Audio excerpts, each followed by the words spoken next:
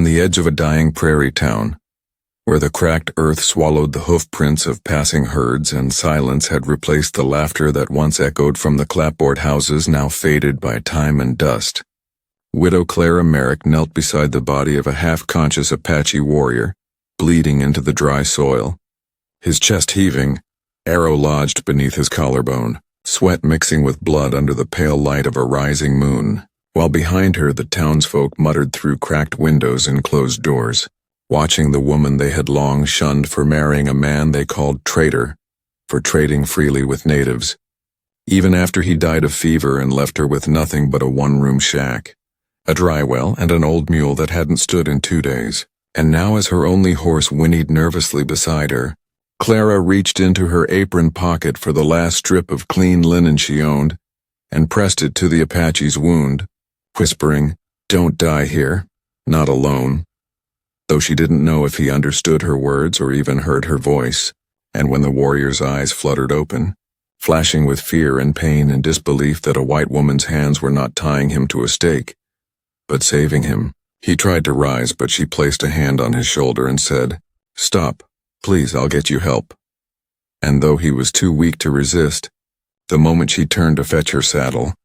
the sound of hooves drew her gaze to the ridgeline where 6 townsmen on horses had gathered, rifles slung and voices sharp, calling down, "Step away, Clara. That savage ain't worth your blood." And she stood slowly, the moonlight catching her brown braid and the tear rolling down her cheek, not from fear but fury. Fury that after all her silence, her humility, her years of suffering, they still thought she owed them more than she owed herself or the man bleeding to death at her feet. So she shouted back, "I'll step away when he breathes steady or when I bury him myself. And you can ride down and shoot me too if it makes your supper sweeter." And the men hesitated, confused until one raised a rifle and she stared him down until he lowered it, spitting on the ground before turning his horse, the rest following with grumbled curses. But one boy, barely 16, stayed a moment longer watching her, perhaps seeing his mother in her, or the truth in her defiance before he too turned away. And as their silhouettes vanished into the dusk, Clara bent again, tied her own headscarf around the warrior's shoulder, and with a strength she hadn't felt since her husband died, dragged him inch by inch to her horse, whispering to the mare, "I need you tonight, old girl."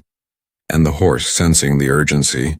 stood firm as Clara lifted the wounded man onto the saddle,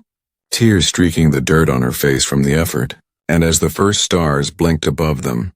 she led them into the night, toward the canyon trails she once walked with her husband on trading trips, toward the Apache lands that the townsfolk feared like ghosts, though she knew better, knew that desperation blurred the lines between enemy and neighbor. And after hours of walking through cracked earth and bitter wind, she reached the dry riverbed where she collapsed beside the warrior, exhaustion claiming her, and in the morning, when she woke to the sound of hoofbeats, she found herself surrounded by a dozen Apache riders, silent, stone-faced, weapons drawn, and though her heart pounded, she didn't flinch, only pointed weakly to the man slumped over her horse, whispering,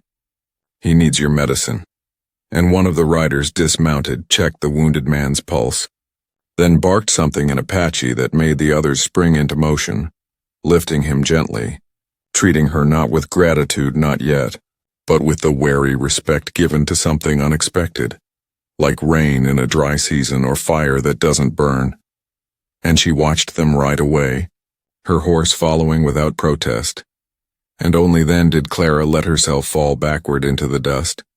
her fingers trembling not from fear but from the strange peace that came from finally doing something that felt like truth. And she thought perhaps she would die there in the sand, under the sky her husband once called Apache blue. But when she awoke again,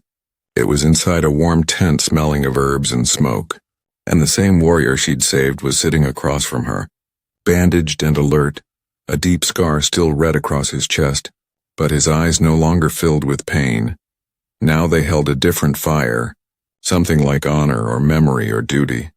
And when she tried to sit, he knelt and said in rough English, "You gave me breath, I give you life."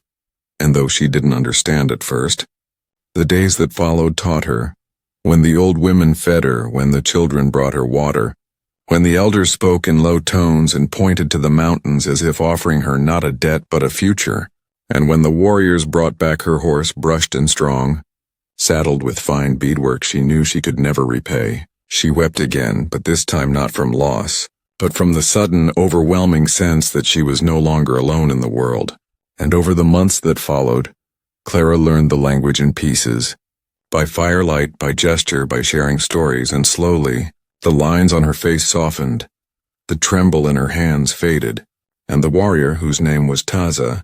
began walking beside her not as one repaying a debt, but as a man slowly weaving the thread of a new story, one where pain and betrayal still lived but so did mercy. And when the rains came at last and green returned to the hills,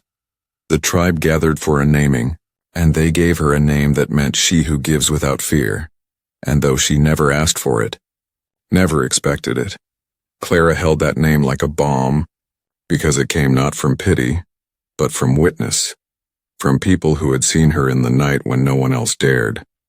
And when a year had passed and a wagon from the town dared to cross into Apache land with a white flag, and a desperate plea for medicine during a fever outbreak, it was Clara they called to speak, and Clara who rode out beside Taza to meet them, face stern, voice calm, eyes heavy with the memory of all she'd lost and all she'd found. And when she handed the medicines over and the mayor's wife, once the loudest voice against her, trembled and asked, "Why?" Clara answered with the same quiet steel she'd once used under a moonlit sky, "Because no one deserves to die alone." And as she turned away, the woman dropped to her knees and wept. And Clara didn't look back, didn't need to, because behind her were warriors who now stood not as strangers but as shield and circle, and beside her rode a man whose first breath had come from her hands and whose future now beat in rhythm with hers. And when night came again, Clara sat beneath the stars, her head resting against Taza's shoulder, her old horse grazing nearby, and for the first time in years, she whispered a prayer not for rescue but for continuation, for the fragile and beautiful thing they had built from dust, blood, and mercy. And in that silence, as coyotes howled and the wind brushed the grass, Clara Merrick, widow once alone, became part of a people not through blood,